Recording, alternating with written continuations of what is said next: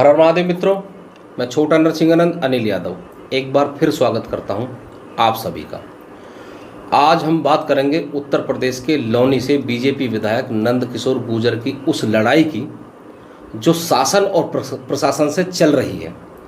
इस मामले ने अब एक नया मोड़ लिया है क्योंकि बीजेपी की वरिष्ठ नेता उमा भारती ने भी नंदकिशोर गुर्जर के पक्ष में ट्वीट किया है।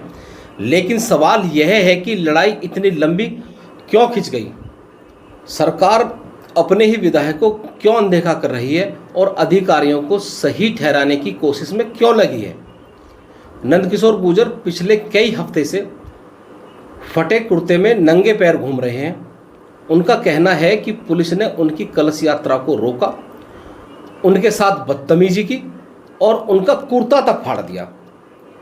नंदकिशोर का साफ तौर पर आरोप है कि पुलिस और प्रशासन उनकी बात नहीं सुन रहा और सरकार भी उनकी शिकायतों को नज़रअंदाज कर रही है। लेकिन हैरानी की बात यह है कि योगी सरकार अपने ही विधायक की आवाज़ को दबाने में लगी है और अधिकारियों को पूरी तरह से सही ठहराने की कोशिश में लगी है। नंदकिशोर का कहना है कि योगी सरकार में गौ हत्या हो रही है, भ्रष्टाचार चरम पे है और पुलिस प्रशासन उनकी बात को अनसुनी कर रहा है। उन्होंने पुलिस कमिश्नर पर कार्रवाई की मांग की और अनशन तक शुरू कर दिया, लेकिन सरकार ने उनकी मांगों पर ध्यान देने की बजाय कारण बताओ नोटिस उन्हें थमा दिया। इससे साफ दिखता है कि सरकार अपने विधायक को अनदेखा कर रही है और अधिकारियों के पक्ष में खड़ी है। सवाल उठता है कि क्या यह सरकार की कमजोरी दिखाता है? और ये आपको साफ तौर पर नजर आ रहा है कि इन सब बातों से सरकार की कमजोरी जनता में पहुंच रही है। आज उमा भारती ने नंदकिशोर के समर्थन में ट्वीट किया और उनकी लड़ाई को जायज ठहराया।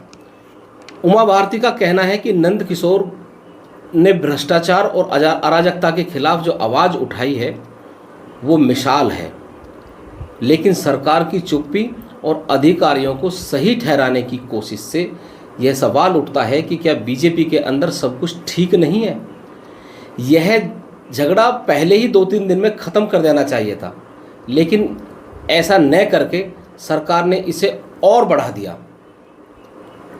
इस पूरे मामले में स्थानीय नेताओं की चुप्पी और सरकार का रवैया बीजेपी के लिए मुश्किल खड़ी कर सकता है।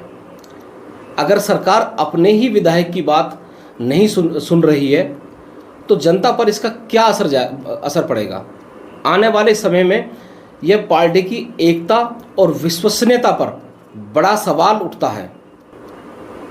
अगर यह विवाद और लंबा खिंचा तो विपक्ष के पास एक मिसाल के तौर पर एक बड़ा मुद्दा हाथ लग जाएगा। क्या सरकार को यह झगड़ा तुरंत खत्म नहीं कर देना चाहिए था? इससे न सिर्फ पार्टी की छवि खराब हो रही है बल्कि जनता का भरोसा दिन प्रतिदिन टूट रहा है। सबसे बड़ा सवाल यह है कि इस पूरे मामले में रामचरितमानस का सम्मान कहाँ रह गया? नंदकिशोर का कहना है कि पुलिस ने उनकी कलश यात्रा रोकी जिसमें वो रामचरितमानस को सर पर लेकर चल रहे थे। यह हिंदुओं की आस्था का अपमान नहीं तो क्या है? अधिकारियों को इसका सम्मान रखना चाहिए था, लेकिन ऐसा न करके उन्होंने नंदकिशोर और उनके समर्थकों को और आहत किया। अब गुर्जर समाज और उनके समर्थक इस आंदोलन को और बड़ा करने की बात कह रहे हैं।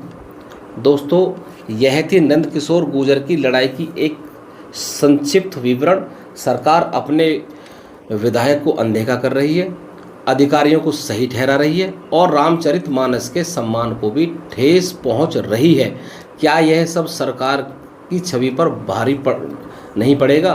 क्या बीजेपी को इस मुद्दे को इससे पहले ख़त्म नहीं कर देना चाहिए था? आपकी क्या राय है? मुझे कमेंट में ज़रूर बताएं। मिलते हैं अगले वीडियो में, तब तक के लिए हर हर महादेव, हर हर महादेव।